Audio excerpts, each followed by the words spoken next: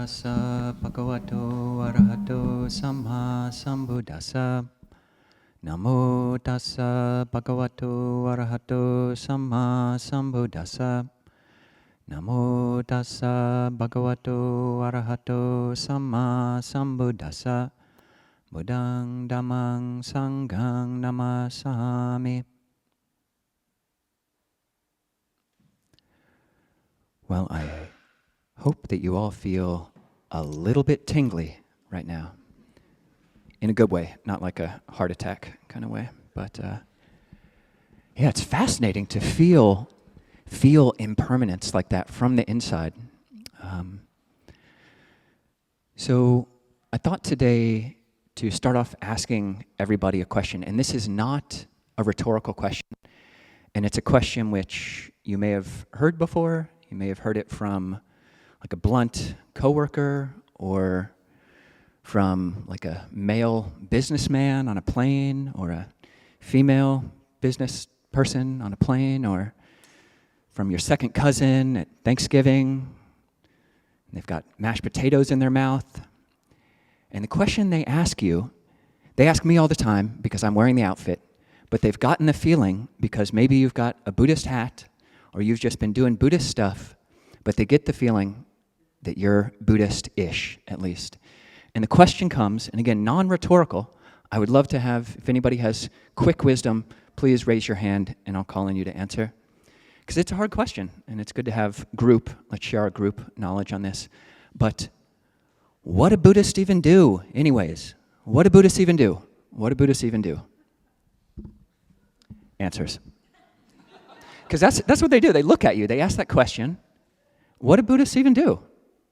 Come on, you're wearing the shirt and, yeah, please. We check in every day. Sometimes more than once a day. You check in. I can recite. I can repeat them. Yeah. So Gary says we check in every day. Okay. What do Buddhists do? What do you Buddhists? What do you Buddhists do? Yeah, please. Try to see things as they really are. Seeing things as they are. Great. Yeah, please. Practice compassion towards ourselves and all beings. Practice compassion for oneself and all beings. All right. Yeah, Coda, what do Buddhists do? Contemplate. Okay. These are good answers. No, I'm not going to be like, no. It's, yeah, Bonnie, please. Meditate. Follow the precepts. Okay. Okay, and maybe just one more response. Yeah. Practice a helpful way of living. Okay, these are great answers. And now that I've asked it, you should ask yourself, if you aren't one of the bold people to raise your hand and respond, ask yourself so you'll have the answer in case people start thinking you're Buddhist and they start asking you, what do you guys even do? What do you even do? And I won't say it's a good question. I won't say it's a good question, but it is a common question. And one fast way you could answer, one succinct answer that the Buddha gave, he gave in the Ovada Patimokkha. Very succinctly, he said, do good, refrain from wrong, and purify the mind. 3 things. Do good, refrain from wrong, and purify the mind. So that's a good answer, but it's still a bit broad. Like your second cousin still has the mashed potatoes in their mouth, and they are not satisfied. Okay, what does that even mean? And the question, it's not so well formulated because it's not actually, their idea of what doing, what do you even mean by doing? What do we mean by doing? What's a Buddhist conception of doing? And really what's underlying their question is fascinating to try to examine, and it's kind of hard to address in the moment. But what they're really asking you to do is to justify your existence, justify the calories that you eat, and they're asking you basically about your work. If you weren't wearing these clothes, or if they don't know you're Buddhist, you say, oh, what do you do? What do you do? And someone's basically asking you for what your livelihood is.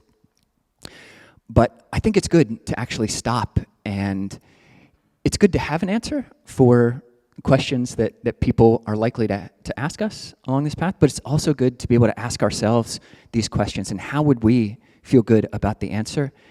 And Tolstoy, I'll quote him because it's possible that my dad and my grandma are tuning in for the very first time. Hey Dad, hey Grandma, if you're there, South Carolina. All right, but he really likes Tolstoy and Leo Tolstoy, and Tolstoy said, "For God's sake, stop for a moment, cease your work, and look around." So he said, for God's sake, and we can use some Buddhist language, for the Buddha's sake, for the Dhamma's sake, stop what you're doing, okay, cease your work, and just look around. And all of us do, in some measure, have that freedom, have that leisure to ask that question. You're all here. That's why you're here. We've stopped what we're doing. We've stopped for a moment. We're not working. These are our days off. And we're asking ourselves. And it's good to do from time to time. It's good to even do, like Gary was saying, check in every day. Actually stop. And it's great once a day, but even, why not 3 times a day? Why not every hour? Why not set an alarm on your clock, your watch, every hour to tell you, okay, there's one of the reflections for monastics is, the days and nights are relentlessly passing. How well am I spending my time? Or another translation, the hours and the moments and the seconds are ticking by. What am I doing right now? The days and nights are relentlessly passing. How well am I spending my time? So big question, very intimate question. And so we'll look at both of these, what it means to do in Buddhism and what it means, what is work? What is work in Buddhism, in the Dhamma, in Pali? So for doing, really the whole of the path, the whole of the Eightfold Path is doings. The Buddha talked about different types of karma. And karma, what does karma mean? Karma means action. Karoti means doing, to do. So karma is action. What am I doing right now? What's the karma that I'm doing right now? And when you ask somebody at a cocktail party, oh, what do? You just want a quick answer, you don't even want like the elevator pitch. You want like, okay, just tell me in 1 word or 2 sentences like what you do. But doing in Buddhism, it's much more refined, it's much more nuanced, it's more subtle, because it's not just what you do, what you get paid for, what you do from 9 to 5, Monday through Saturday. That's not the extent of karma in Buddhism. Karma really is happening, whether we're conscious of it, we're doing karma all day long. The Buddha said, what is karma? Karma is intention. Karma is intention. And how many types of karma are there? One way of saying it is there are 3 types of karma. Karma is done by body, by speech, and by mind. And there was once another ascetic at the time of the Buddha, a non-Buddhist monastic, who comes up to the Buddha and says, which is more blameworthy? Bad action by body, by speech, or by mind? And the Buddha says, bad action by mind is the worst.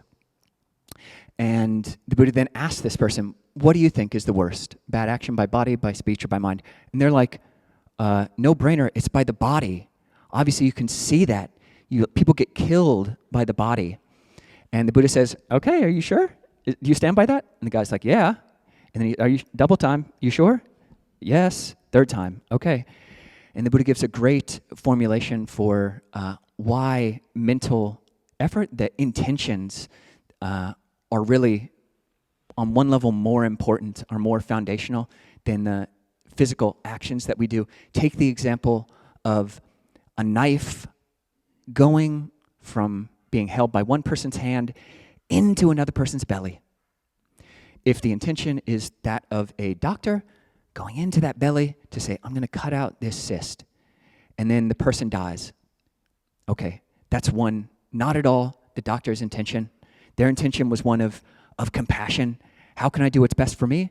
Being a doctor, great karma for themselves. Helping other people, that's great karma. Good karma all the way down for that doctor. But take a thief, take a murderer, they take a scalpel, or probably they've got like a knife or something, but knife, boom, somebody's stomach. Totally different intention and different, it's an absolutely different moral weighting. It's a different action. That's murder.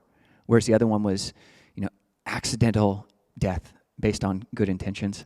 So in Buddhism, mental karma is really what we need to be paying attention to. And what we're doing as we meditate is we try to sit down and look at one object or look at the process of change in the body, really coming back to the body rather than just spinning out with more and more thoughts, which are not necessarily and usually aren't connected with the body. We come into the body and become more and more, we're training in being able to look at our mind, look at the processes of our mind, become more and more aware of our intentions and the subtler and subtler intentions that we have, because that's karma, and we're doing it all the time. So paying attention to this is really important, because we're doing. So your cousin asks you, what do you guys do? Well, we're doing all the time.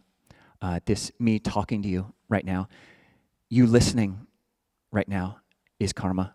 You not listening right now is karma. Intentions, an intention of kindness, compassion is karma. An intention of,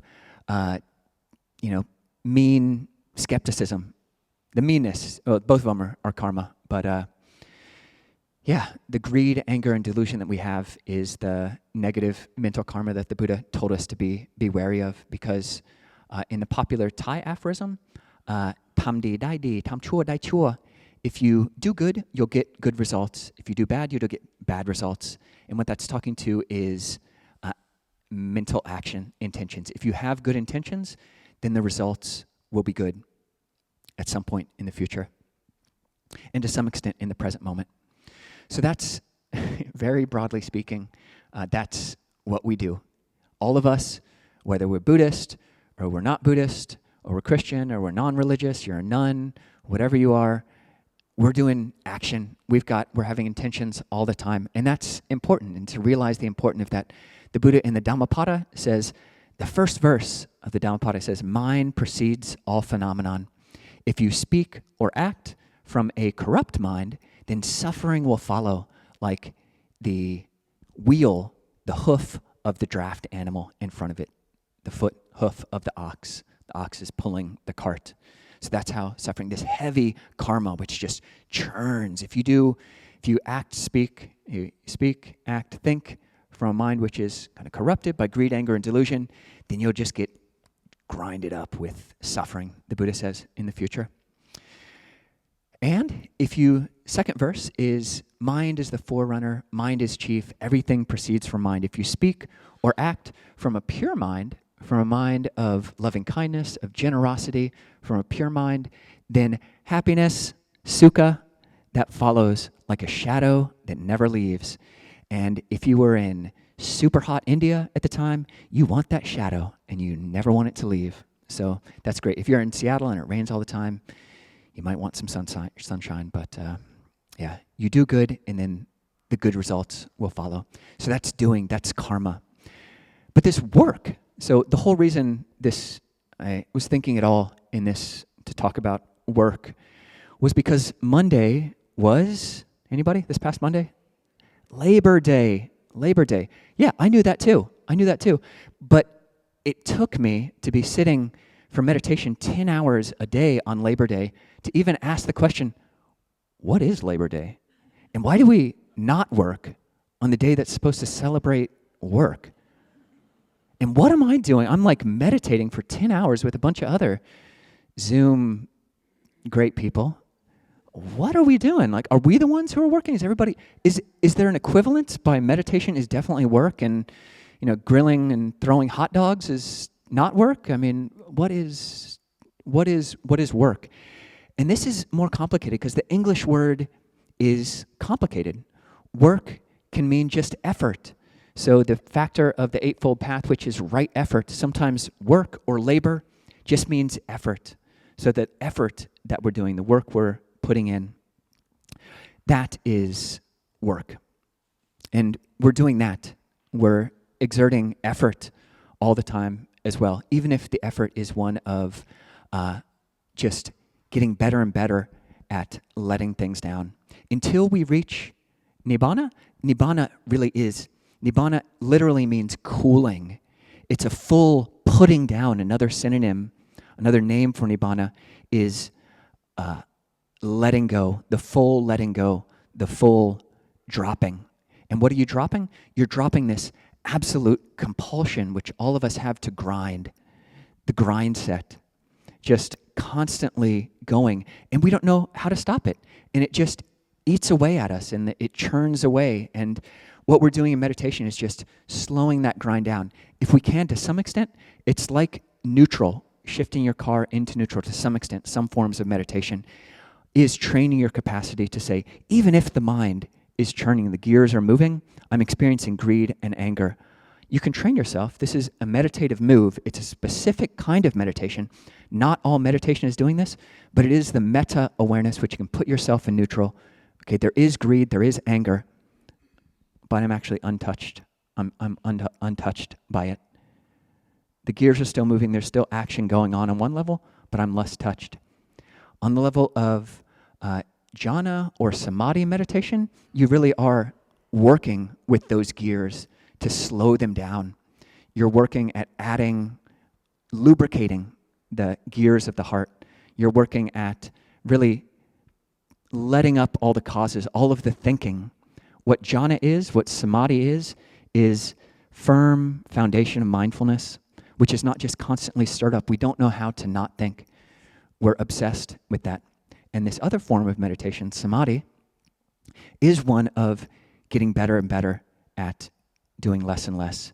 And nibbana is when we, fully disengaged, and not disengaged as in disassociated or depersonalized or derealized, but it's an absolutely fundamental, real experience of the liberation of the mind through non-clinging. It's another synonym for nibbana, the liberation of the mind through non-clinging, utter putting down.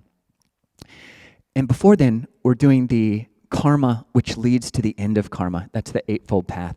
So we have work as effort, and we have work as livelihood. Sometimes labor means livelihood. And it wasn't until 1938 when, Roosevelt actually made it by law that you've got this rough 40-hour work week. And basically you're working for 8 hours a day, 5 days a week. That was roughly the norm from 1938 onwards. And oftentimes that's what your cousin is asking you. That's what your blunt coworker, your coworker knows what you do, but that's what people are asking you when they ask what you do, they're asking you what you work. What do you do from 9 to 5, Monday through Friday? And it's not really an interesting question. It tells somebody something, but what you do, i.e. what you do Monday through Friday, 9 to 5, is, it doesn't really have to reflect much of who you are at all. You're so much more than that. It doesn't have to reflect that deeply on you at all. So this fetishization of work during the workday is what the question is asking. And so in Buddhism, we've got this other path factor of right livelihood. And I won't go too deeply into that because basically I moved to a monastery at age 23. And I've been being a monk, which we do have livelihood. Livelihood is not just this modern idea of 9 to 5 workday. Monks do have livelihood. Literally, the Pali word is ajiva, which means living. How am I living? How am I spending my waking hours? It's not just what is, on paper for my occupation, but it's how am I living? Which is a more interesting question. It's how am I living? What is my livinghood? Which applies before I go to work, it applies after I come home for work, it applies to what I do on the weekends, it applies if I'm a monk, if I'm a layperson, it applies if I retire. It's all of this. And this doesn't have to be onerous. Again, Buddhism is all about putting down, learning how to put down skillfully, and learning how to not work in a healthy way. so many people, once, certainly workaholics, they've been doing this 9-to-5 job for 40, 50 years, and then they try to retire, and they just don't know how to stop, and they don't know what to do with their time. They don't know how to spend their hours. And so what we're doing on these weekends, what we're doing when we come together for Zoom meditation or your own meditations, wherever they are, however long they are, these are pre-retirements. You are training so that when you actually do retire, you're not just going to be totally floundering and playing Angry Birds all the time. Yeah, that was another shout out to Dad. You know. So how are we spending our time? What is our livelihood? And another fascinating sutta is the Buddha shifts it to worldview. We've got this modern worldview which does prioritize this workaday Western, this weird Western educated, industrial, rich, democratic way of looking at work. I may have spelled weird wrong. I get I's and E's mixed up all the time, but it's weird, historically speaking. So the Buddha looked at the worldview and he said, in a well-taught Dhamma and discipline, or you can think about it in a healthy worldview, those who are energetic live in happiness, and those who are lazy live in suffering. But in a unhelpful, unintelligent, non-smart worldview, those who are energetic dwell in suffering, and those who are lazy dwell in happiness. Did you all hear that? That is profound. That is profound. In a unintelligent worldview, those who are energetic suffer, and those who are lazy live in happiness. Think of a worldview, think of a hypothetical world where everyone was a slaughterer, worked in a slaughterhouse, butchering everybody, your boss, all the society says that killing animals all day long, that's the height of humanity. Anybody who doesn't do that is lazy. In that world, which is, our society doesn't exactly say that all the time, but what is our society telling us about what is meaningful work? What is our society? Is it an intelligent worldview, or is it this unintelligent worldview, this unthought of, what, when we do it, is going to lead to our own happiness? In the Buddha's teaching, you've got this sutta called Striving According to Dhamma, which is at the end of the chanting book, because we rarely chant it, because it's so hardcore. It's on page 115. If you ever want to look at it, I won't necessitate that you read it, because it's so heavy, everybody. It's so heavy. And basically, it's just putting the value. I'll just read parts of it.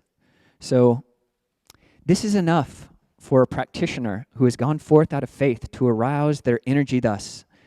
Willingly, let only my skin, sinews, and bones remain, and let the flesh and blood in this body wither away, as long as whatever is to be attained by human strength, human energy, by human effort, has not been attained, let not my efforts stand still. Bhikkhus, that is practitioners, the lazy person dwells in suffering. And here he's talking about lazy in the context of Dhamma. Those people who are lazy with regards to wholesome mental states. Those who are lazy about not curbing their anger and their greed. Those who are lazy dwell in suffering. If you just follow your greed, anger, and delusion, because that's what you're doing, and the society says, that's totally cool. That's cool. Yeah, greed. Yeah, Amazon, great. You'll buy more stuff. Thumbs up. But in the Dhamma and discipline of the worldview of the Buddha, the lazy person dwells in suffering. And next line, soiled by their evil, unwholesome states, and great is the personal good that they neglect. The energetic person, though, dwells happily. And here we're not saying, we don't want you to feel like you have to be grinding away after you get home from work. Really, hopefully, meditation will be a very calming and peaceful experience. Hopefully, it will be something that you can look forward to as you get better and better at it. It can be a training at better and better happiness, less and less harmful happiness. And this is the type of energy, this is the type of virya. The word literally means, it's based on the word for hero. This is the heroicism of Buddhism, is to practice the path and really look at what you're doing with your mind. And if you're lazy with that, the Buddha says, then you'll dwell in suffering. If you're just sloppy with what you're doing with your mind, then you might suffer because of that. Whereas if you, okay, I'm going to pay a bit more attention to how I speak and how I act and how I look and what I'm going to say and what I'm thinking even. The people who pay attention to that, you can see it in your relationships. The more cognizant you come of this, of the dangers and the liabilities of speaking from a harsh and angry mind. You've seen it in your relationships. They get better. Why is that? Because you're less of a jerk. You're less greedy.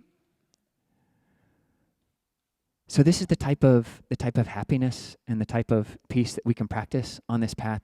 It is one of cool and getting cooler, of letting down. And if you do like this, you won't, if this is the type of work you do, like for monks, there is no retirement, because on one level, we're already retired, and on another level, there's no retirement because our work is intentions, body, speech, and mind all the time. There's no days off, which is totally cool. You'll never find me or Ajahn Nisabo at the bar. We don't own pants. We don't own any money. If you think you see us, take a photo. It's not us. You can share it on the internet because it's definitely not us. We don't eat cheeseburgers, afternoon. So how well are we spending our time? What is a Buddhist Labor Day? What do Buddhists even do? The days and nights are relentlessly passing. How well are we spending our time? What are you doing right now?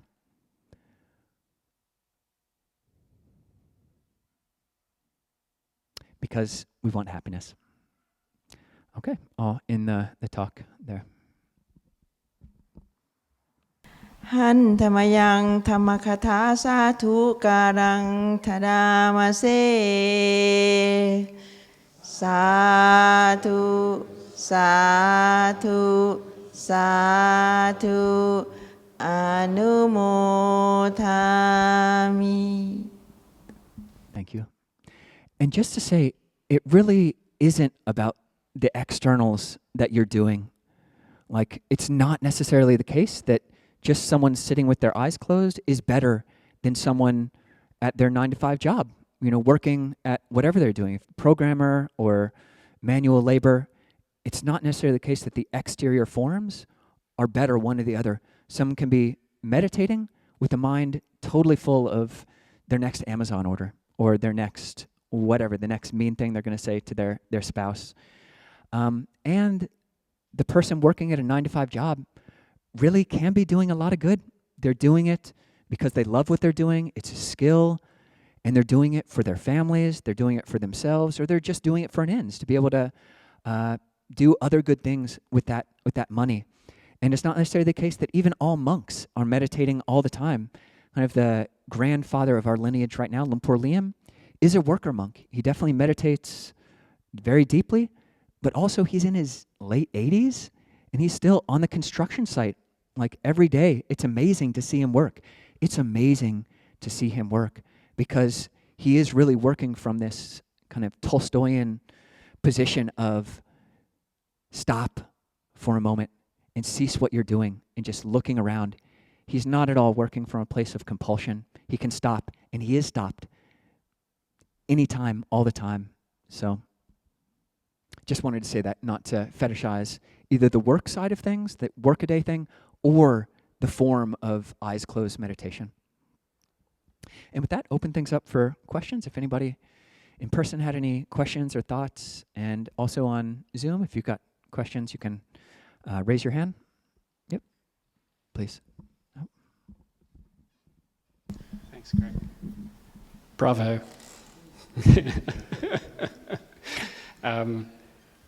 I just wanted to offer a thought. I've always found the notion of retirement to simply be retiring. Just pondering the concept is exhausting. The other thing that came to mind is that perverse notion of work-life balance that I used to hear at work. And I used to enjoy telling my teams that was ridiculous to carry in one's mind. It's life. And I really do find there's so much to think about in our present condition. So thank you so much. Yeah, thank you. That's great. Yeah, retirement is retiring. That's awesome. And also would just encourage everybody, we do have potluck every Saturday. We'll have it today. And it is a time to just talk to one another. I'm a monk. I can only say so much about livelihood. Talk to one another. We've got people who have been here practicing in the Dhamma for decades and decades. Steve, just to give a shout out, gave a talk on right livelihood specifically just a couple weeks ago. So you can talk with him. He's the guy sitting over there on the stage. Yep. But the other one as well, that's Doug. He can talk about livelihood as well. So, no? Okay. All right. Yep, please.